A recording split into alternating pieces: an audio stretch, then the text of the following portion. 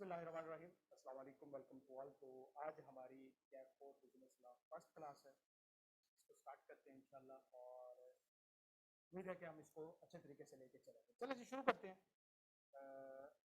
हमारा थोड़ा सा पहले आइडिया लेते हैं, इंट्रो लेते हैं लॉ के बारे में। देखो बेटा, पहले ये कंबाइंड सब्जेक्ट हुआ करता था, आप सबको पता है। बिजनेस लॉ और कंपनी लॉ जो है ये दोनों सेम पेपर हुआ करते थे, लेकिन अब उसको सेपरेट कर दिया गया है बिजनेस लॉ को और कंपनी लॉ को। तो लिहाजा अब जाहिर सी बात है, हमें इस चीज़ का आइडिया है कि यहाँ पे चीज़ें काफ़ी हद तक डिफरेंट भी हैं, काफ़ी सारी चीज़ें ऐड हुई हैं यहाँ पे, तो लिहाजा ये पूरा सिलेबस बन। इसके अलावा यहाँ पे अब तक जो है वो आई कैप का मॉडल पेपर जो हमारे पास आया है, उससे हमें इसके पेपर पैटर्न का अंदाजा होता है कि भाई आने वाले टाइम में इसका पेपर कैसा होगा। बच्चे कंफ्यूज थे कि क्या उसमें एमसीक्यू शामिल हैं या नहीं है। तो लिहाजा अगर हम इस पेपर मॉडल पेपर को देखें तो यहाँ पे हमें 15 एमसीक्यूज नजर आते हैं। मतलब पहले जो कंपनी लॉ और एमलॉ का कंबाइंड सिलेबस हुआ करता था उसमें 30 एमसीक्यूज हुआ करते थे, अब यहाँ पे 15 एमसीक्यूज जो है वो उन्होंने कर दिए हैं। ठीक हो गया। तो लिहाजा एमसीक्यूज इसमें शामिल होंगे 15, बाकी पोर्शन जो है वो सारा थ्योरेटिकल पोर्शन का होगा, थ्योरेटिकल जो है वो होगा। उसके बाद अगर बात करें इसके टोटल चैप्टर्स की, अगर हम बात करें तो यहाँ पे इसके अंदर 18 चैप्टर बेसिकली उन्होंने बनाए हैं। लेकिन ये 18 चैप्टर डरने की बात नहीं है कि बहुत ज़्यादा चैप्टर है। इसमें कोई चैप्टर 2 पेजेस का है, कोई चैप्टर 3 पेजेस का है, और जब हम उसके नोट्स बनाएंगे तो वो 1 आध पेजेस तक जो है वो कंफाइंड हो जाएगा, इससे ज़्यादा ऊपर नहीं जाएगा। उसके बाद अगर हम बात करें जरा इसके हमारे पढ़ने का तरीकाकार, हम स्टार्ट कहाँ से करेंगे और हमने करना कैसे है। तो बेटा सबसे पहले हम चैप्टर 1 को ही करेंगे, एक इंट्रो लेंगे। इंट्रो करने के बाद हम डायरेक्टली जो है वो अपना निगोशिएबल इंस्ट्रूमेंट के ऊपर जंप कर जाएंगे और उसके बाद फिर पार्टनरशिप करेंगे, अदर बिजनेस लॉज करेंगे, फिर हम कॉन्ट्रैक्ट एक्ट के ऊपर आएंगे। तो बेटा देखो 52 नंबर का मतलब 35 टू 52 नंबर का जो वेटेज है वो आई कैप ने एलोकेट किया है अदर बिजनेस लॉज को।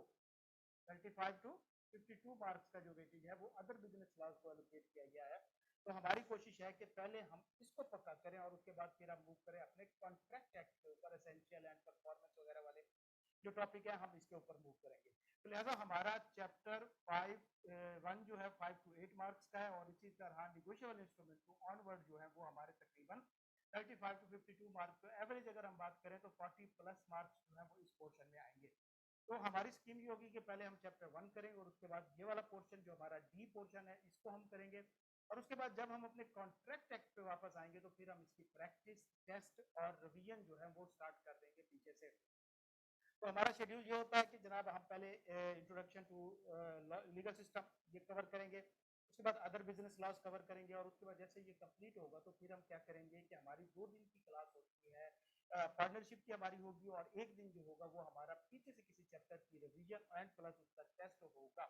ठीक है, साथ उसके पास पेपर कवर होंगे। रिवीजन में हमने क्या कवर करना है, हमने तमाम पास पेपर कवर करने हैं जो अब तक आ चुके हैं और जिनका एक चांस बनता है। इसके अलावा आउट ऑफ पास पेपर भी अगर क्वेश्चन मौजूद है हमारे पास तो हम उनको भी सॉल्व करेंगे, और उसके बाद फिर हम उसके टेस्ट जो है उसकी तरफ मूव करेंगे या शिफ्ट करेंगे। तो इस तरह ये होगा कि एग्जाम तक पहुंचते पहुंचते हमारा ऑलमोस्ट जो है 2 से 3 बार हमारी ये बुक रिवाइज हो चुकी होगी, पास पेपर हमारे कंप्लीट हो चुके होंगे, और इसी तरह हमारे टेस्ट जो है वो तकरीबन 2-2 तो मिनिमम हर चैप्टर के ऑलरेडी हो चुके होंगे। इसके अलावा हमारा जो क्लास का टाइमिंग होगी, क्लास हमारी जो है वो मंडे से फ्राइडे इसी टाइम के ऊपर हुआ करेगी। हर सैटरडे को आपका टेस्ट हुआ करेगा। सैटरडे को टेस्ट किस सब्जेक्ट का या सिलेबस का होगा बेटा, जितना हमने पिछले सैटरडे से लेके अगले पिछले फ्राइडे से लेके इस कमिंग फ्राइडे तक, या ये जो करंट फ्राइडे है यहाँ तक पढ़ लिया होगा, उसका टेस्ट होगा हमारा सैटरडे को। इसी तरह हमारा हर सेकेंड फ्राइडे को जितना भी हमने पीछे से पढ़ लिया होगा उसका कम्युलेटिव हमारा एक टेस्ट हुआ करेगा हर सेकेंड फ्राइडे को। तो लिहाजा इस तरीके से हमारे अच्छे खासे टेस्ट भी हो जाएंगे, पास पेपर तकरीबन तमाम कवर हो जाएंगे। इसी तरह हमारा सिलेबस जो है वो भी कवर हो जाएगा। रिवीजन भी हमारी 2-3 रिवीजन होनी है। इस तरह हमारी रिवीजन होती है नॉर्मली ये है कि एक तो ये हमारा रेगुलर बैच है, ये चल पड़ा, ठीक हो गया, इसमें तो आपने साथ साथ पढ़ते जाना है। लेकिन उसके बाद क्या होना है कि जैसे ही हमारा पोस्ट रिजल्ट बैच स्टार्ट होगा तो आप लोग उसमें भी पार्टिसिपेट कर सकते हैं और आपकी रिवीजन जो है वहाँ पे एक किस्म की स्टार्ट हो जाएगी। इसके बाद बेटा हमारा लास्ट में 30 डेज का एक और रिवीजन बैच स्टार्ट होता है। तो जो रोज स्टूडेंट होते हैं रेगुलर वाले या पोस्ट रिजल्ट वाले, वो उसमें भी पार्टिसिपेट कर सकते हैं और उसमें भी आपकी रिवीजन जो है वो हो जाएगी साथ में। इसी तरह फिर हम लास्ट जो हमारे 6-7 दिन बचते हैं उसके अंदर हम इंपॉर्टेंट टॉपिक एक बार फिर से रिवीजन करते हैं। तो 3-4 बार हमारी रिवीजन होती है, 5 पेपर कवर होते हैं और इसी तरह हमारी तैयारी जो है वो एक अच्छी खासी हो जाती है। अच्छा, क्लास का डेकोरम क्या है बच्चे? क्लास में ये है कि आपके पास तकरीबन सबके पास माइक मौजूद होना चाहिए एटलीस्ट। लाइव क्लास रखने का बेटा पर्पज यही है। देखो रिकॉर्डिंग भी आपको मिल सकती है, रिकॉर्डिंग पड़ी है मेरे पास, पिछले 10 बैचेस की रिकॉर्डिंग पड़ी है, तो मैं आपको दे सकता हूँ अगर आपने क्लास में बैठ के जस्ट सुनना ही है ना। तो लिहाजा लाइव क्लास का पर्पज क्या होता है कि आप स्टूडेंट्स को इंगेज करना, आपकी कमजोरियों का पता लगाना और इसी तरह आपको जो है वो उस तरीके से गाइड करना जितना आप जिस लेवल पे मौजूद है। देखो बेटा सबसे मेन चीज जो है ना लाइव क्लास में स्टूडेंट का या तो ऐसे कि भाई हम इंगे सोने लग जाते हैं, बोर हो जाते हैं या हम पढ़ नहीं सकते। तो इसका सबसे मेन रीजन यही है ना कि क्लास में आप पार्टिसिपेट नहीं करेंगे तो बेटा कैसे पॉसिबल है कि आप पूरा टाइम जो है वो एक किस्म की एंगेजमेंट कर सकते हैं या आप पूरा 1 घंटा बैठ के मेरी बातें सुन सकते हैं। ठीक है, मतलब हाँ मैं लाख इंटरेस्टिंग बातें कर लूँ, बड़ी स्टोरी सुना लूँ, कहानियां फिल्में बता लूँ, लेकिन बहरहाल मैक्सिमम स्पेंड में 15-20 मिनट का होता है। हमारा अपना यही है तो हम आपसे इसके बारे में क्या शिकवा करें। तो लिहाजा क्लास में आपके पास माइक मौजूद होना चाहिए ताकि हमारी इंटरेक्शन रहे, क्वेश्चन जो है वो आपके साथ हो और क्वेश्चनिंग आंसरिंग के साथ साथ ये होता है कि हमें जज करना होता है। देखो हम आप लोगों को जज करते हैं और उस पर फिर अपनी एक पॉलिसी डेवलप करते हैं कि हमने किस लेवल पे जाके आपको पढ़ाना है। और जब तक हम आपको जज नहीं करेंगे बेटा तो कैसे पता चलेगा कि हम किस लेवल पे पढ़ाएं, हमने किस स्टूडेंट को लेके चलना है। अब आप ही वो स्टूडेंट है, कुछ लोग हैं जिनको बहुत बेसिक से समझ आती है, कुछ लोग क्विक लर्नर होते हैं, वो कहते हैं जी चीजें फास्ट चलनी चाहिए। तो लिहाजा हमें स्टूडेंट टू स्टूडेंट जो है वो चीजों को देख के चलना पड़ता है। तो लिहाजा आप लोगों के पास माइक मौजूद हो, क्लास के दौरान पार्टिसिपेट करें, आप किसी भी वक्त क्वेश्चन पूछ सकते हैं, आप किसी भी वक्त बात कर सकते हैं। इसी तरह आप किसी भी वक्त जो है वो किसी किस्म का क्वेश्चन आपके ध्यान में आता है वो आप मुझसे कर सकते हैं ड्यूरिंग क्लास, आफ्टर क्लास। और यही लाइव क्लास का एक फायदा होता है जो सबसे मेन फायदा है। ठीक हो गया? तो रिकॉर्डिंग आपको हर जगह मिल जाएगी, आप किसी कॉलेज में चले जाएं, कहीं पे भी चले जाएं। तो ये लाइव क्लास की जो मौज है ना बेटा, आप इसको यूज करने के लिए सबसे इंपॉर्टेंट है कि आपके पास माइक होना चाहिए। कैमराज आप अपने अपने ऑफ रखेंगे, कोई जरूरत नहीं है उनको ऑन करने की, या आपकी शक्लें नहीं देखनी।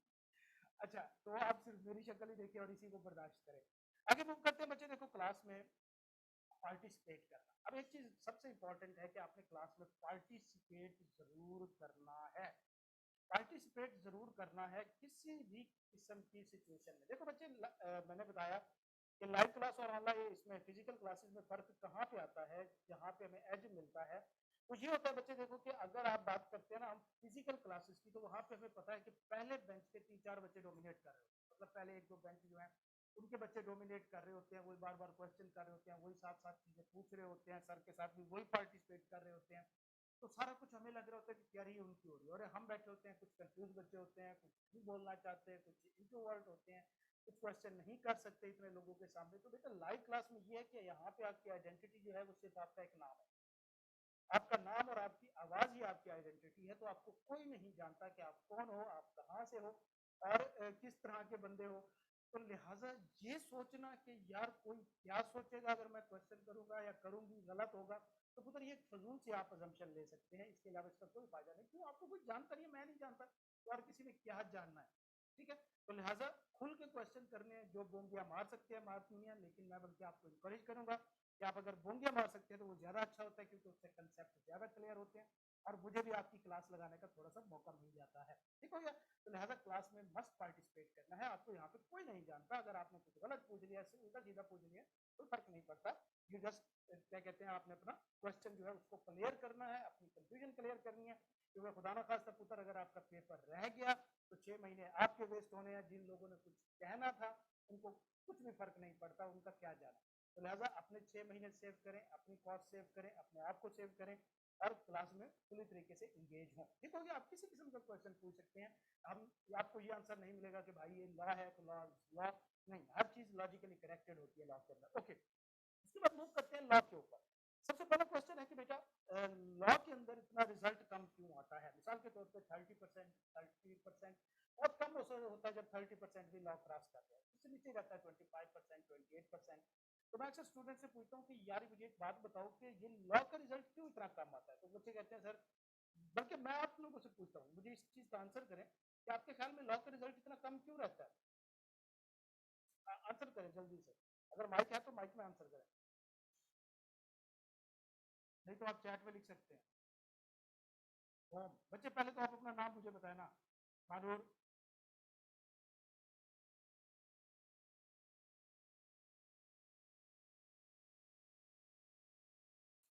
आप चैट में लिख सकते हैं, आप माइक ओपन कर सकते हैं अगर आपको कोई मसला नहीं है।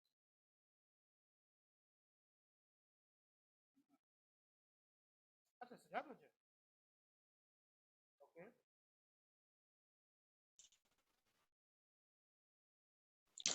अच्छा सर, आपसे दूसरा सवाल ये था सर, इस बार ज्यादा बीला टफ है या सीला हो गया?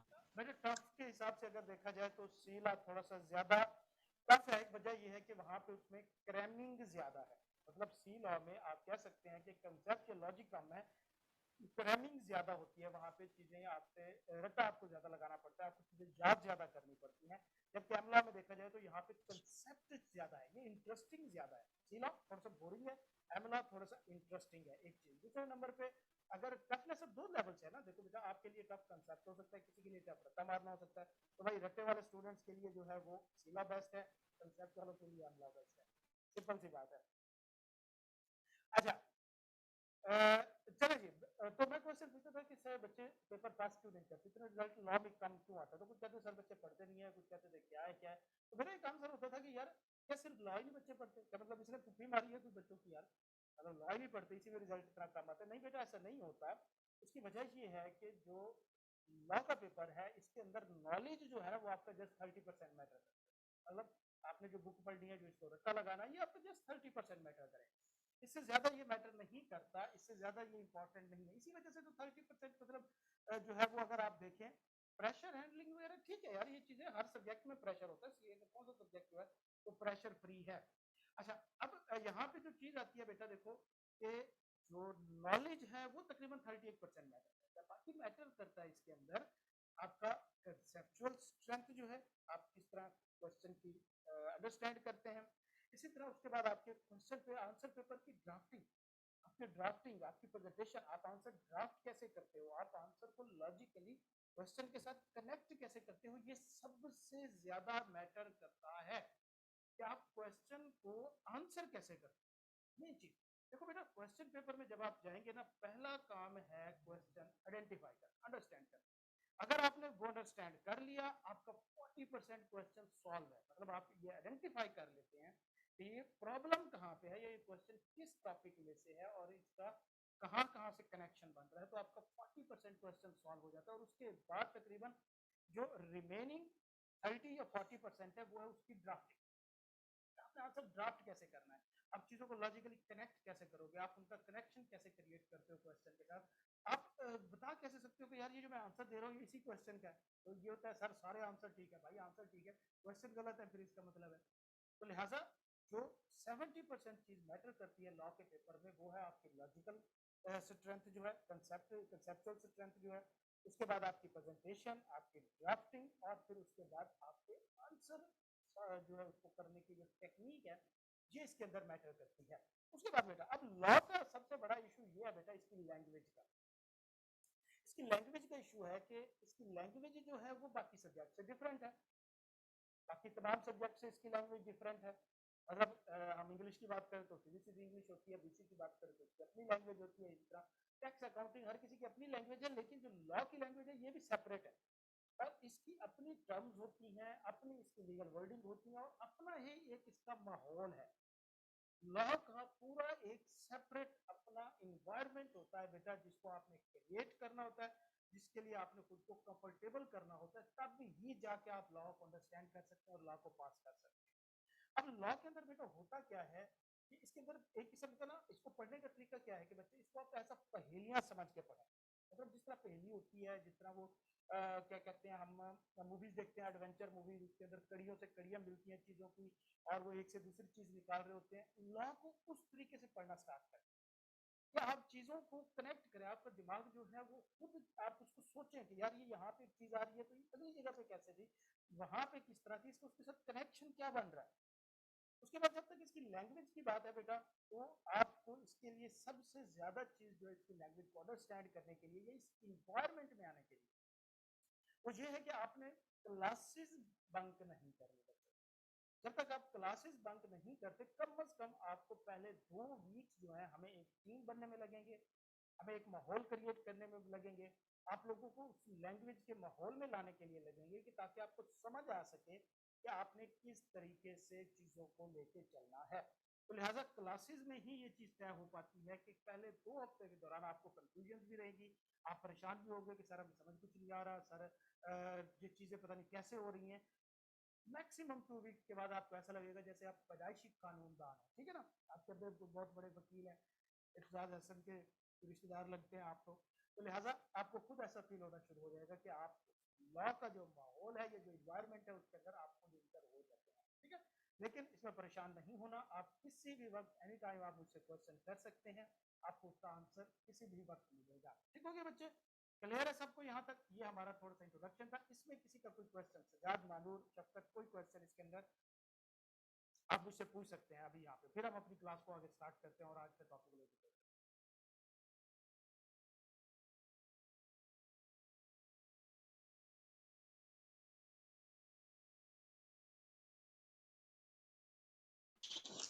क्लियर है सर? चलें, गुड हो गया, कोई मसला नहीं। अच्छा, इसके अलावा बेटा जहां तक बात है, एक और छोटी सी क्या कहते हैं क्लैरिफिकेशन की, अगर कहीं पे बिल्कुल बिल्कुल ये हम अगली बात कर रहे हैं, ये अगली बात हम कर रहे हैं। अच्छा, कहीं कहीं पे आपके बीच में आवाज में डिस्टॉर्शन हो सकती है, उसका मेरे एज से जो है उसका बहुत ही कम चांस है कि यहाँ से मेरी वजह से हो, तो उसकी रीजन ये है कि क्योंकि मैं जोन का नेट यूज कर रहा हूँ और मैं बैठा भी लाहौर में हूँ, तो यहाँ पे इसकी अच्छी खासी स्पीड होती है, तो कोशिश करें कि आप अपने नेट को एक बार चेक करें। दूसरे नंबर में परेशान नहीं होना बेटा, रिकॉर्डिंग इसकी आपको जो क्लास होती है हमारी इवनिंग तक मेगा पे अपलोड हो जाएगी, आपको लिंक मिल जाया करेगा और वहाँ पे इसकी सारी रिकॉर्डिंग जो है वो अवेलेबल होगी। ओके, अगली चीज हमने पढ़ना कहाँ से, देखो बेटा बुक की अगर बात की जाए तो उसके तकरीबन 300 के करीब पेजेस हैं, ठीक हो गया। अगर हम बुक की बात करें तो ऑलमोस्ट कितने पेजेस है पता, 294, 300 के करीब पेजेस हैं, और ये एक्सक्लूडिंग पास पेपर है, मतलब इसके अंदर पास पेपर शामिल नहीं है, तो पास पेपर की प्रैक्टिस अगर इंक्लूड करें तो ये तकरीबन काफी सारे पेजेस बन जाते हैं।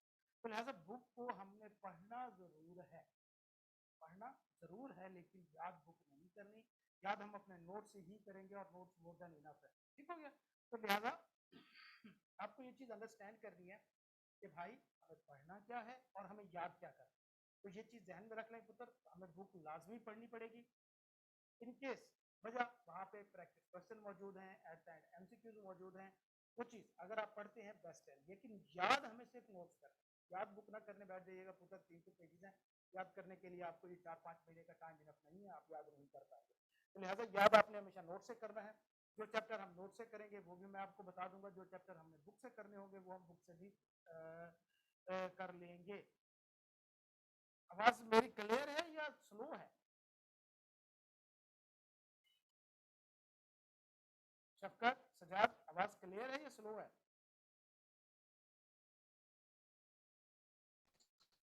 सर आवाज क्लियर है, बट ख्याल से आपकी जो माइक है ना उसकी वजह से हमें स्लो और थोड़ा डिस्टोर्शन भी माइक की वजह से आ रही है।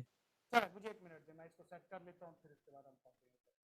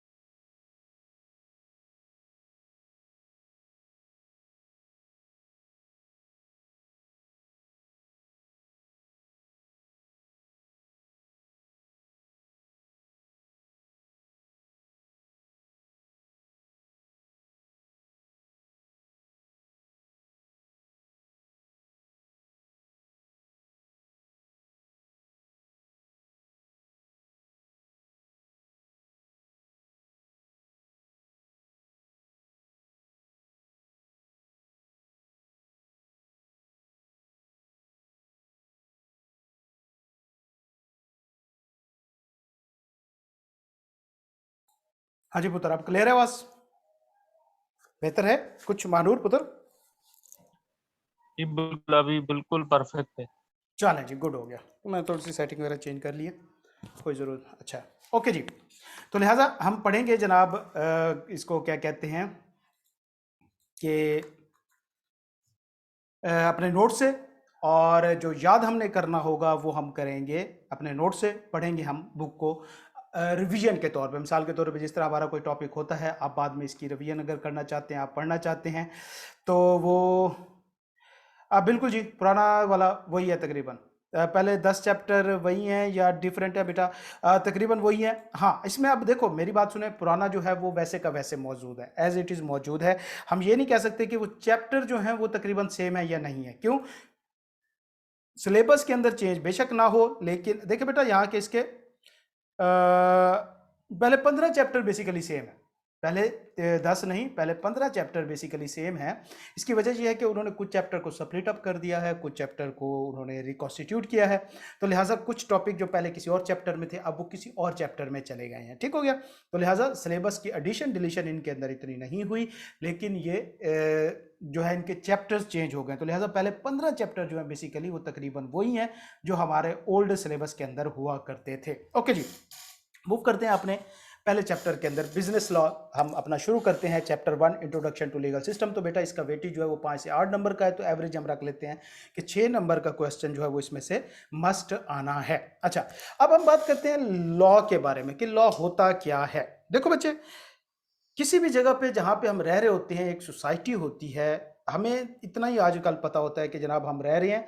और आज के दौर में तो बेसिकली यही है कि भाई देखो, हम अपने किसी तरीके से आज का दिन गुजार लें, हम सर्वाइव कर लें, यही बहुत है। ठीक है? लेकिन देखो बेटा, जहाँ पे एक सोसाइटी होती है, जहाँ पे काफ़ी सारे लोगों ने मिल के रहना होता है, क्योंकि इंसान जो है ये एक सोशल एनिमल है, तो हमारे दरमियान कुछ लोग जो होते हैं वो पावर में होते हैं, मतलब कुछ लोग मजबूत हैं, स्ट्रांग हैं, वो फिजिकली भी हो सकते हैं, वो फाइनेंशियली भी हो सकते हैं। आज के दौर में फाइनेंशियली स्ट्रांग होना ज़्यादा मैटर करता है, लेकिन पुराने दौर में क्या होता करता था कि तब इतनी जो फाइनेंस होता था, पैसा होता था या माल होता था, इसकी इतनी ज़्यादा वैल्यू नहीं हुआ करती थी जितना फिजिकल स्ट्रेंथ मैटर करती थी। तो लिहाजा तब वो लोग एक सोसाइटी या माशरे को डोमिनेट किया करते थे जो फिजिकली स्ट्रांग हुआ करते थे। और आज के दौर में क्या है कि जो फाइनेंशियली ज़्यादा स्ट्रांग हैं वो डोमिनेट करते हैं किसी भी सोसाइटी को। तो लिहाजा, और ये इंसानी जबिलत है कि जब भी किसी शख्स के पास ताकत आती है, पावर आती है, वो इंसान ही नहीं रहता, उसके अंदर से इंसानियत ख़त्म हो जाती है। मतलब पावर और इंसानियत का रिवर्स प्रपोर्शन में लिंक है कि जैसे जैसे पावर आती जाएगी, इंसानियत का बेड़ा गर्क होता जाएगा आपके अंदर। तो लिहाजा फिर क्या हुआ बेटा कि होता यूँ है कि जैसे ही किसी के अंदर, किसी के पास पावर आती है, तो दो तबके बन जाते हैं। मतलब एक वो जो क्या कहते हैं सबऑर्डिनेट होता है, एक वो होता है जो डोमिनेट कर रहा होता है। तो लिहाजा अब जो सोसाइटी होती है बेटा, ये हमेशा इक्विटी के रूल के ऊपर चलती है। मतलब इक्वल राइट्स होने चाहिए, इक्वल जो है अपॉर्चुनिटीज मौजूद हो तो ही चलेंगी, क्योंकि किसी ना किसी वक्त तो भैया ये होना ही है कि जो लोअर क्लास होती है वो हमेशा ज़्यादा होती है। ये भी आपको पता है कि जो पावर में है वो थोड़े होते हैं, जो बेचारे सबऑर्डिनेट होते हैं वो ज़्यादा होते हैं। तो फिर इसका ये होता है कि कभी ना कभी तो उनको अंदाज़ा हो जाता है कि ना यार हमारे साथ हो क्या रहा है। तो लिहाजा यही होता था पहले के दौर में कि जब ये पुराना दौर था, पत्थर के ज़माने की बातें करें, तो हर वक्त लड़ाइयाँ क्यों रहती थीं? उसकी वजह यही होती थी कि जो पावरफुल होते थे वो कहते थे कि जी हम इसको डोमिनेट करें। थोड़ा टाइम तक वो डोमिनेट कर लेते थे लोगों को, लेकिन फिर उनके अंदर जो सबऑर्डिनेट होते थे, अवेयरनेस आ जाती थी, तो वो खिलाफ खड़े हो जाते थे और फिर जंगें शुरू हो जाती थी या मजलूमों के ऊपर कब्जे होते थे। तो लिहाजा हमने देखा कि किसी की हुकूमत या कोई भी मुआशरा जो है वो कंसिस्टेंट नहीं रहा कि हम कहें कि एक ऐसा सोसाइटी थी जो जनाब बनी और उसमें वो लोग अमीर थे, वो हमेशा अमीर रहे और बाद में गरीब हो गए। नहीं, उसके लिए यही एक निज़ाम है कि देखो, आपके पास जैसे पावर आएगी आप डोमिनेट करने की कोशिश करोगे। आपकी कोशिश यही होगी कि आप दूसरों के तमाम हकूक खा जाओ, सारा कुछ अपने पास इकट्ठा कर लो, ताकि आपकी एक पावर रहे और आपके सामने कोई बोलने वाला भी ना रहे। तो लिहाजा इस चीज़ को रेगुलेट करने के लिए जब मॉडर्न सिविलाइजेशन आई, जब लोगों को एहसास हुआ कि यार देखो, कब तक हम ये लड़ाइयाँ झगड़े करते रहेंगे और इसी तरीके से हमारी जंगें चलती रहेंगी, हम एक दूसरे को मारते मराते रहेंगे, इंसान तुम भी हो, इंसान हम भी हैं। तो लिहाजा फिर रूल्स बनाए गए, कवानीन बनाए गए कि भाई देखो कि एक सोसाइटी, एक माशरा, हर इंसान जो है वो इंसान है।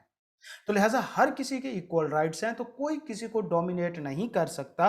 तो लिहाजा ये जो रूल्स बनाए गए थे इनको लॉज कहा जाता है। अब रूल्स का अगर हम इस अपनी एक्सप्लेनेशन से देखें तो इसका क्या मतलब निकलता है कि वो लॉज, वो प्रिंसिपल, वो रूल्स जो बेसिकली सबऑर्डिनेट क्लास के जो राइट्स थे उनको प्रोटेक्ट करने के लिए बनाया गया, उनको लॉज कहा जाता है।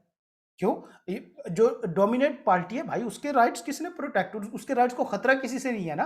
तो लिहाजा उनके लिए लॉ बनाने का क्या मकसद कि भाई उनको सिर्फ रेगुलेट करना है, मतलब इंडिविजुअल जो सबऑर्डिनेट हैं उनके राइट्स प्रोटेक्ट करने हैं, जो अपर क्लास में बैठे हैं, जो डोमिनेट हैं, उनको रेगुलेट करना है ताकि वो नीचे वालों के राइट्स ना खाएं और नीचे वालों को प्रोटेक्शन देनी है। तो लॉ का बेसिकली पर्पस क्या है बच्चे, कि जो सबऑर्डिनेट क्लास है उसके राइट्स एंड लाइबिलिटीज को प्रोटेक्ट करना। अब प्रोटेक्ट किससे करना?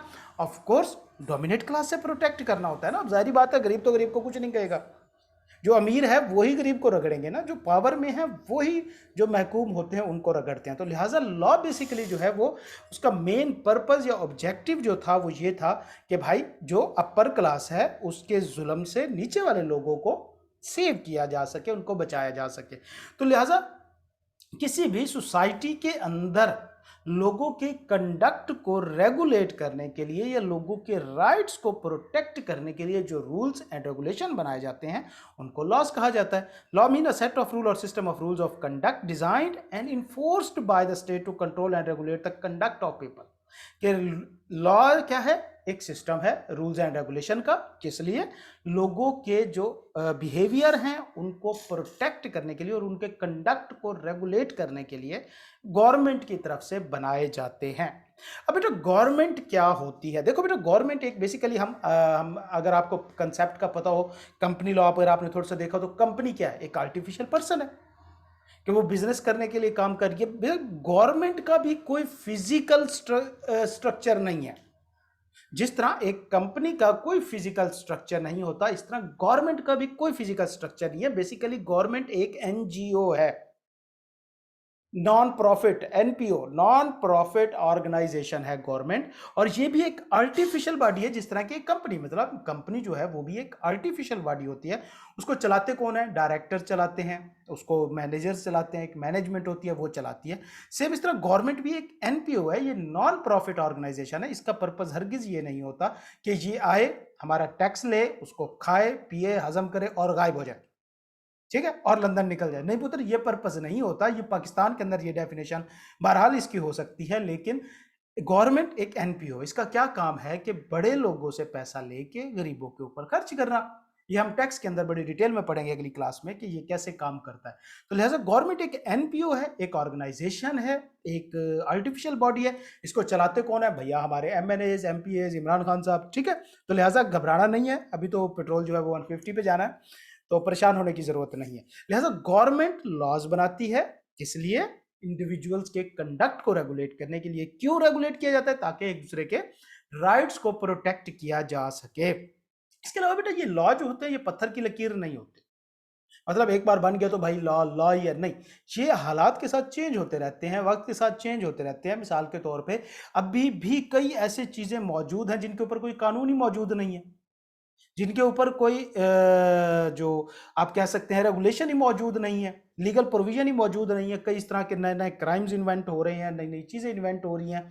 इस तरह साइबर क्राइम्स वगैरह हैं, काफ़ी सारे साइबर क्राइम ऐसे हैं जिनके ऊपर अभी तक कोई रूल ही नहीं बना हुआ, कोई लॉ ही नहीं बना हुआ। तो ये लिहाजा ये लॉ जो है ये फिक्स नहीं हुआ करते बच्चे। ये वक्त के साथ साथ जैसे जैसे सोसाइटी जो है वो मॉडिफाई होती है, लॉज भी साथ साथ मॉडिफाई हो जाते हैं, इनको भी चेंज किया जाता है। हमें पता होता है कि नेशनल असेंबली सेनेट के अंदर हर रोज इजलास हो रहे होते हैं, रेजोल्यूशन पास हो रही होती हैं, बिल अप्रूव हो रहे होते हैं। हमारी ये नई पॉलिसी भी जो है वहीं से अप्रूव होकर आई है, ये भी हमें सबको पता है, ठीक है। तो लिहाजा ये लॉ जो होते हैं ये स्टेगनेंट नहीं होते, सख्त नहीं होते, बल्कि वक्त के साथ साथ जैसे सोसाइटी चेंज होती है, ये रिक्वायरमेंट ऑफ सोसाइटी के साथ साथ ये चेंज होते रहते हैं। अब बेटा हम पढ़ रहे हैं बिजनेस लॉ, जिसको मर्केंटाइल लॉ भी कहा जाता है। अब ये क्या है? देखो बेटा हमारा जो लॉ है ना, पाकिस्तान का लॉ, बहुत बड़ा, मतलब उसकी कई ब्रांचेज हैं, उसके अंदर सिविल लॉज आते हैं, उसके अंदर क्रिमिनल लॉज आते हैं, फिर हर सिविल लॉ के डिफरेंट एस्पेक्ट हैं, कंपनी लॉ उसके अंदर आता है, मर्केंटाइल लॉ उसके अंदर आता है, इस तरह निगोशिएबल इंस्ट्रूमेंट वगैरह ये सारी चीजें उसी के अंदर आती हैं। इसी तरह दूसरी साइड पर क्रिमिनल लॉज की तरफ चला जाए तो उसके अंदर पाकिस्तान पिनल कोड वगैरह आ जाता है, जिसके अंदर पनिशमेंट्स वगैरह का कंसेप्ट होता है। तो लिहाजा कई ब्रांचेज हैं। अब सिविल लॉ की एक ब्रांच है mercantile law, business law. Business law क्या होता है बेटा, ये एक ऐसा लॉ है जो दो पार्टीज आपस में बिजनेस जब कर रही होती हैं तो उनके आपस में राइट्स एंड लायबिलिटीज क्रिएट होते हैं। मिसाल के तौर पे देखो, कोई भी बिजनेस जो होता है वो किसी न किसी कॉन्ट्रैक्ट या एग्रीमेंट का पार्ट होता है, मतलब किसी कॉन्ट्रैक्ट या एग्रीमेंट के थ्रू जो है वो अराइज होता है। तो जब कहीं पे भी कोई कॉन्ट्रैक्ट या एग्रीमेंट होता है तो वहां पे राइट्स एंड लायबिलिटीज होती है, मतलब किसी पार्टी ने परफॉर्म करना है, किसी पार्टी ने पैसे देने हैं। मिसाल के तौर पे मैं शफकत के साथ कॉन्ट्रैक्ट करता हूं, जी मैं तुम्हें गंदम की बोरी 1000 रुपए में सेल करूंगा, तो मैंने गंदम की बोरी देनी है, शफकत ने मुझे 1000 रुपीज देने हैं। तो लिहाजा अब हम दोनों के राइट्स एंड लायबिलिटीज क्रिएट होगा। मेरा राइट क्या है कि मैं उसे 1000 दूं, 1000 लूं, और लायबिलिटी क्या है कि मैं उसे गंदम की बोरी दूं। इसी तरह शफकत के राइट क्या है कि भाई वो मेरे से गंदम की बोरी ले, लायबिलिटी क्या है कि वो 1000 मुझे दे। तो लिहाजा बिजनेस के अंदर जब भी दो पार्टीज आपस में डील कर रही होती है तो उनके राइट्स एंड लायबिलिटीज क्रिएट होते हैं। तो उससे क्या होता है, उन राइट एंड लायबिलिटीज को प्रोटेक्ट करता है जो कानून या जो लॉ, उसको मर्केंटाइल लॉ कहा जाता है, और ये एक सिविल लॉ की ब्रांच है। अब बेटा देखो, लॉ की मेन दो ब्रांचेज है, एक क्रिमिनल लॉ, एक सिविल लॉ। मिसाल के तौर पे सिविल लॉ क्या है, देखो बेटा सिविल लॉ से मुराद एक ऐसा लॉ होता है, या ये वहां पे अप्लाई होता है जहां पे लिमिटेड नंबर ऑफ पीपल के आपस में mutual rights and liabilities arise होते हैं। मिसाल के तौर पे मियां बीवी का झगड़ा हो गया, मियां बीवी के दरमियान डाइवोर्स हो रही है, बच्चों की सेपरेशन है। इसी तरह अगर बात करें, ये हमारे जो बिजनेस के अंदर कॉन्ट्रैक्ट होते हैं, ये क्या है, ये बेटा यहाँ पे जो राइट्स एंड लायबिलिटीज है वो दो पार्टीज अराइज हो रहे हैं। मिसाल के तौर पे कहीं पे मियां बीवी के दरमियान डाइवोर्स हो जाती है, इससे सोसाइटी को क्या फर्क पड़ना है, इसका स्टेट से क्या लेना देना है, क्या इससे कहीं से कोई टेररिज्म जन्म लेगा, क्या इससे कहीं पे कोई टेंशन क्रिएट होगी, नहीं, कुछ भी नहीं होगा। तो लिहाजा सिविल लॉ क्या होते हैं बेटा, ये वो लॉज होते हैं जो इंडिविजुअल्स के आपस में राइट्स एंड लायबिलिटीज होते हैं ना, उनको रेगुलेट करते हैं। अब क्रिमिनल लॉ क्या है बेटा, देखो मिसाल के तौर पे एक बंदा जनाब जी खड़ा होता है सजाद चौक के दरमियान में, पिस्तौल निकालता है और 5-7 हवाई फायरिंग निकाल लेता है। अब भाई इससे देखो जो इंडिविजुअल मौजूद है, सोसाइटी के राइट्स एंड लायबिलिटीज को तो मसला हुआ है, लेकिन यहाँ पे इशू ये आया कि भाई as a whole society affect हुई, वहां पे खौफ व हरास पैदा हो गया, लोग जो है वो परेशान हो गए। इसी तरह एक गवर्नमेंट की रिट चैलेंज हुई, गवर्नमेंट को चैलेंज हुआ, तो एज अ होल ये सोसाइटी को इफेक्ट हुआ है। तो इस कंडक्ट को, इस बिहेवियर को जो कानून रेगुलेट करता है उसको क्रिमिनल लॉ कहा जाता है। तो लिहाजा सिविल लॉ क्या है, ये आगे चल के हम इसका डिटेल में डिफरेंस देखेंगे। एक ये वो लॉज हैं जब इंडिविजुअल्स के दरमियान राइट्स एंड लायबिलिटीज को रेगुलेट करना हो तो कौन सा लॉ रेगुलेट करता है, सिविल लॉ। जब किसी जगह पे एज अ होल सोसाइटी को किसी एक्ट से अफेक्ट होता है, एज अ होल कहीं पे किसी एक माशरे में खौफ व हरास पैदा होता है, तो उस एक्ट को जो चीज रेगुलेट करती है उसको क्रिमिनल लॉ कहा जाता है। ठीक है, तो सिविल लॉ की डेफिनेशन हमने पढ़ी, क्या हुआ कि भाई ये इंडिविजुअल्स के बिजनेस रिलेशन के दरमियान जो राइट्स एंड लायबिलिटीज होती हैं ये उनको रेगुलेट करती है। अब बेटा पाकिस्तान के अंदर लॉज बनते कैसे हैं, मतलब वैसे ओवरऑल देखा जाए तो लॉज आते कहां से हैं। क्या ये रात को सोते सोते इमरान खान के ऊपर अलहामी किताबें नाजिल होती हैं कि भाई वही नाजिल होती है, नाउजुबिल्ला, ऊपर से कहीं पे कोई उसको रात ख्वाब में आके जिन्नात बता के जाते हैं कि भाई ये सुबह उठ के तुमने कानून बना देना है या ये कानून बन जाएगा। नहीं, ऐसा नहीं होता बच्चे। कानून कवानीन बनते हैं, इसके मुख्तलिफ सोर्सेज होते हैं जिससे ये बनते हैं। पहला सोर्स क्या है इसका बेटा, लेजिस्लेशन। अब लेजिस्लेशन क्या है, लेजिस्लेशन से मुराद क्या है, कानून बनाना। जो लेजिस्लेटिव बॉडी होती है किसी भी मुल्क की, जो लेजिस्लेटिव बॉडी होती है, जो कानून साज इदारा होता है, जो वो कानून बनाता है, एक तो वहां से कानून आते हैं। मिसाल के तौर पे हमारे यहाँ पार्लियामेंट और नेशनल असेंबली है, ये कवानीन बनाते हैं। रोज क्या कहते हैं, बहस हो रही होती है, नए नए बिल होते हैं वहां पे। ये और बात है कि बेटा देखो, जो गवर्नमेंट हमारी है यहाँ पे कवानीन की ज्यादा पॉलिटिक्स ही चल रही है, एक दूसरे के ऊपर बस वहां पे बैठ के कीचड़ ही उछालते हैं। लेकिन मेन पर्पस ये नहीं होता किसी भी जगह पे गवर्नमेंट का। क्या काम होता है इनका, कवानीन बनाना। तो लिहाजा ये कवानीन बनाते हैं, वहां पे ये लॉज क्रिएट करते हैं। मिसाल के तौर पे एक नेशनल असेंबली का मेंबर है, वो जा रहा था सड़क पे, उसने देखा कहीं पे किसी ने किसी को कोई चपेट रख दी, और जब उसने क्या कहते हैं थाने में गया उसके ऊपर केस करने, तो पता चला इसके ऊपर कोई कानून ही मौजूद नहीं है, कोई सेक्शन ही नहीं है जो इसके ऊपर लगाया जा सके। तो वो क्या करता है, वो जाता है अपनी असेंबली में, वहां पे एक बिल जनरेट करता है, कहता है कि भाई ये ड्राफ्ट है और इसी तरह मैंने एक शख्स को देखा उसने थप्पड़ मारा, मैं उसके ऊपर केस करने गया, ये गलत बात है लेकिन इसके ऊपर कोई कानून ही मौजूद नहीं है। तो लिहाजा क्या होगा कि फिर उस असेंबली में उस बिल के ऊपर कानून बनाया जाएगा, मतलब उसको लिखा जाएगा, पढ़ा जाएगा, तमाम मेंबर उसको देखेंगे, उसे पास करेंगे, तो फिर वो कानून बन जाता है। तो एक तरीका तो ये है लेजिस्लेशन का, मतलब जो हमारी नेशनल असेंबली एंड पार्लियामेंट, ये दो इदारे हैं, national assembly and senate. Parliament के दो इदारे हैं, पार्लियामेंट में एक सिंगल कहा जाता है कि भाई ये एक पार्लियामेंट है, इसके दो इदारे होते हैं बेटा, जिसको नेशनल असेंबली कहा जाता है और दूसरा सेनेट होता है। तो लिहाजा इनके अंदर जो बिल बन के पास होता है, जो कानून बनता है, उसको कहा जाता है लेजिस्लेशन। इस प्रोसेस को लेजिस्लेशन कहा जाता है। तो एक तरीकाकार तो यह है कि कानून बनाया जाए, खुद बनाया जाए।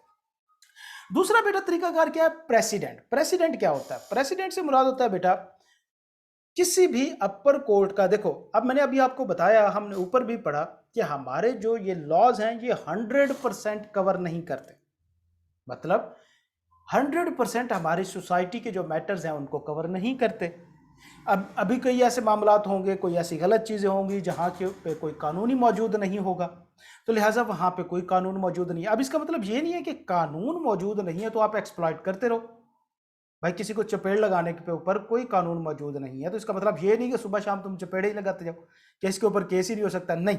फिर इस पे क्या होता है, अब हमारे यहाँ मेन 3 इदारे हैं, कानूनी 3 इदारे हैं हमारे यहाँ। कौन कौन से, एक तो है हमारी पार्लियामेंट, एक है हमारी कोर्ट और एक है हमारी पुलिस। ये 3 कानूनी इदारे हैं हमारे पाकिस्तान के अंदर, इन तीनों का डिफरेंट काम है। पार्लियामेंट का काम क्या है बेटा, लेजिस्लेशन करना, कानून बनाना। इसके अलावा जो कोर्ट है इसका काम क्या है, इसका काम होता है बेटा इस लॉ की, ये जो लॉ बनाया है पार्लियामेंट ने, इसकी इंटरप्रिटेशन करना, मतलब इसको एक्सप्लेन करना।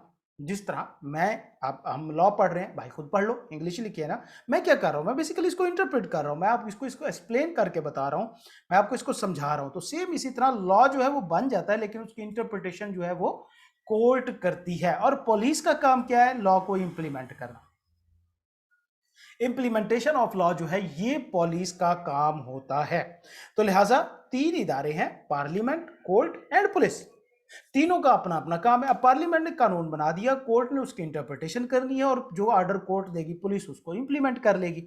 अब मैंने अभी बताया कि भाई मिसाल के तौर पे चपेड़ लगाने के ऊपर कोई कानून मौजूद नहीं है, तो इसका मतलब ये नहीं कि सुबह शाम तुम अपने फ्रेंड को कूटते ही रहो, नहीं। अब जाएगा वो केस करेगा, केस हो गया, भाई मसला ये है कि भाई इसके ऊपर कौन सा सेक्शन लगाया जाए, अब क्या ये काम गलत है या नहीं है, क्या इसके ऊपर कोई कानून लगता है या नहीं लगता। तो फिर ये क्या करते हैं, जिस कोर्ट में जाएंगे, मिसाल के तौर पे सजाद ने शफकत को चपेड़ लगा दी, बड़ी टिका के लगाई, शफकत जो है वो पुलिस में चला गया, थाने में चला गया, वहां पे जाके पता चला भाई इसके ऊपर कोई कानून ही मौजूद नहीं है। अब भाई वहां पे कोई कानून ही मौजूद नहीं है तो क्या किया जाए, क्या मतलब छोड़ दिया जाए, सजाद को छोड़ दिया जाए, भाई इसने चपेड़ लगाई है तो कोई नहीं, कोई कानून नहीं। फिर क्या करेंगे, ये अदालत में जाएंगे। अब अदालत जो है वो डिसाइड करेगी कि भाई ये काम, इसके ऊपर कानून तो मौजूद नहीं है, लेकिन क्या है कि अदालत इसके ऊपर वर्डिंग दे सकती है ना, आखिर उसके पास ये अथॉरिटी है। तो अदालत क्या करेगी, वो डिसाइड करेगी ये काम कितना गलत था, सजाद को कितनी पेनल्टी लगनी चाहिए, वगैरह वगैरह वगैरह। अब ये एक रूल बन जाएगा, ये एक रूल बन जाएगा तमाम सबऑर्डिनेट कोर्ट के लिए। मिसाल के तौर पे सबसे ऊपर होती है सुप्रीम कोर्ट, उसके नीचे होती है हाई कोर्ट, फिर उसके नीचे डिस्ट्रिक्ट कोर्ट, सेशन कोर्ट वगैरह वगैरह आती है। सुप्रीम कोर्ट के अंदर डिसीजन हुआ कि भाई चपेड़ लगाना गलत काम है, सजाद जो है इतनी उसने फोर्स के साथ शफकत को चपेड़ कराई है, तो भाई ये 2 लाख रुपए फाइन जो है ये जमा करा दे, ये शफकत को दे दे। अब ये वाला फैसला बेसिकली किसी कानून के तहत नहीं है, कोई कानून नहीं था, हमने पढ़ा, लेकिन अगर सुप्रीम कोर्ट ने यह फैसला दे दिया तो ये नीचे वाली तमाम कोर्ट्स के लिए लॉ बन जाएगा ये फैसला। मतलब कल को हाई कोर्ट में इस तरह का कोई डिसीजन जाता है तो हाई कोर्ट बाउंड होगी सुप्रीम कोर्ट के फैसले को देखने के लिए कि जिस तरह सुप्रीम कोर्ट ने वो वर्डिक्ट दिया उसके मुताबिक फैसला करे। इसी तरह हाई कोर्ट से नीचे जितनी भी सुप्रीम कोर्ट से नीचे वाली जितनी होंगी उनके ऊपर ये फैसला बाइंडिंग होगा। इसको प्रेसिडेंट कहा जाता है। तो प्रेसिडेंट के से मुराद क्या होता है? एक मिसाल सेट कर देना, एक नमूना सेट कर देना, एक आप कह सकते हैं कि रूल सेट कर देना। तो लिहाजा प्रेसिडेंट क्या होते हैं? ये बेटा अपर कोर्ट के फैसले होते हैं किसी भी केस के ऊपर जो लोअर कोर्ट के ऊपर अप्लाइड होते हैं। तो लिहाजा ये डिसीजन क्या होते हैं? प्रेसिडेंट क्या होते हैं? डिसीजन ऑफ द कोर्ट होते हैं। ये बाइंडिंग किन के ऊपर होंगे? लोअर कोर्ट्स के ऊपर बाइंडिंग होंगे, अपर कोर्ट्स के ऊपर बाइंडिंग नहीं होंगे। मिसाल के तौर पे एक हाई कोर्ट ने प्रेसिडेंट सेट किया, किसी मामले में कोई केस था, यही चपेट कराने वाला केस था, ये केस सुप्रीम कोर्ट में नहीं गया बल्कि हाई कोर्ट में चला गया, हाई कोर्ट ने फैसला दिया। तो अब ये जो फैसला है हाई कोर्ट का, ये प्रेसिडेंट होगा उसकी नीचे वाली कोर्ट के लिए, district court, session court, civil court, इनके ऊपर ये बाइंडिंग होगा, सुप्रीम कोर्ट के ऊपर ये बाइंडिंग नहीं होगा। तो लिहाजा प्रेसिडेंट क्या होता है? डिसीजन ऑफ द कोर्ट होता है। किनके ऊपर अप्लाई होता है? ये अपर कोर्ट के ऊपर अप्लाई नहीं होता, लोअर कोर्ट जो होंगी, जितनी भी उससे नीचे सबऑर्डिनेट कोर्ट होंगी, अदालतें होंगी, उनके ऊपर ये बाइंडिंग होगा। तो इसको प्रेसिडेंट कहा जाता है। यहां तक क्लियर है बच्चे सबको? है जी? यहां तक क्वेश्चन कोई? ओके, सजाद, मानूर, शफकत।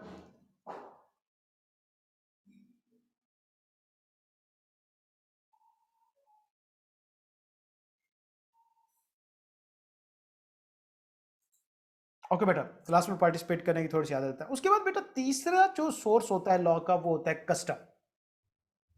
कस्टम से मुराद क्या है? रस्म रिवाज।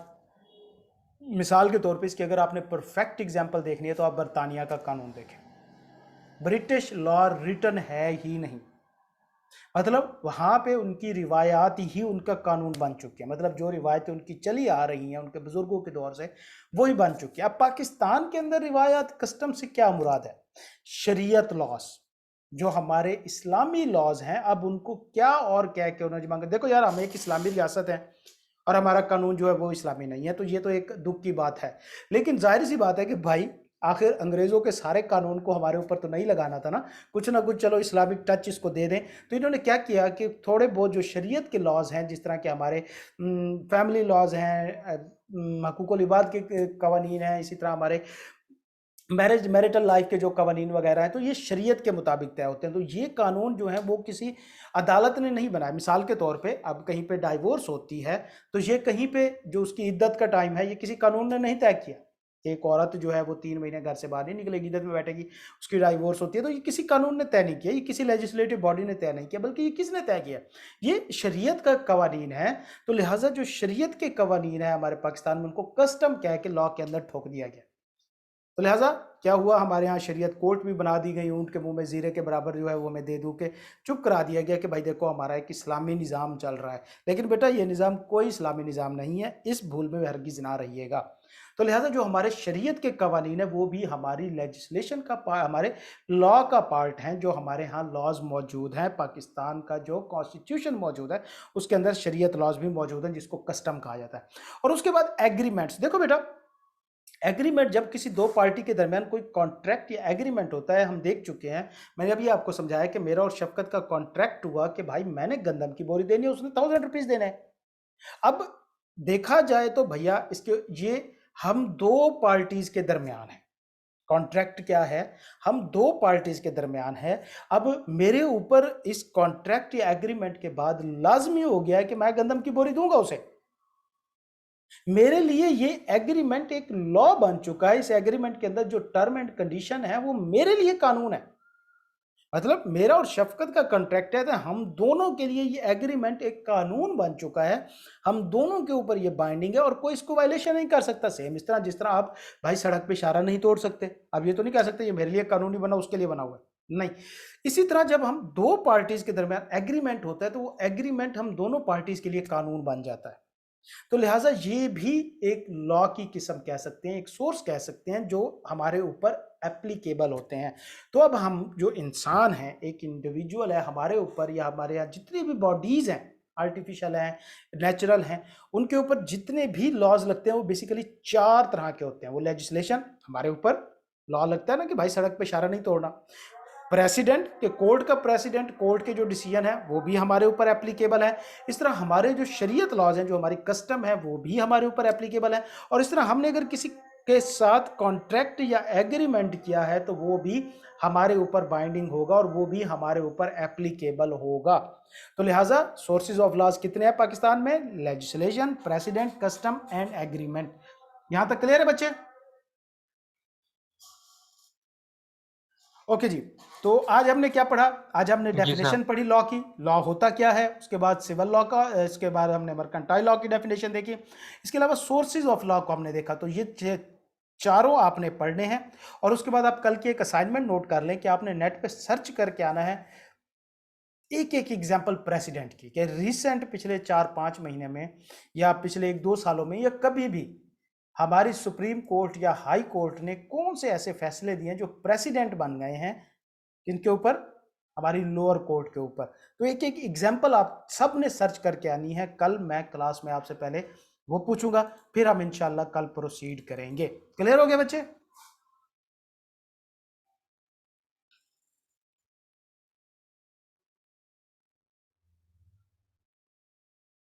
ओके बेटा जी, तो फिर इंशाल्लाह मिलते हैं डन। कल की क्लास में। अगली क्लास टैक्स की इंशाल्लाह। तो अल्लाह ताला आप सबको अपनी हिफ्ज़-ओ-अमान में रखे। अल्लाह हाफिज़।